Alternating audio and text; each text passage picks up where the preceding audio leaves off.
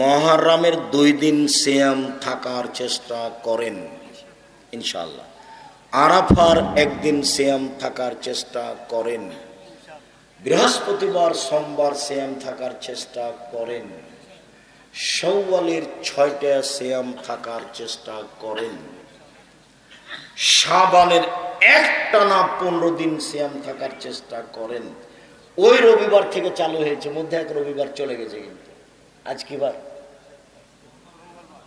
মঙ্গলবার। তাহলে রবিবার 8, সোমবার 9, মঙ্গলবার 10, আজকে 10 শাবান চলছে।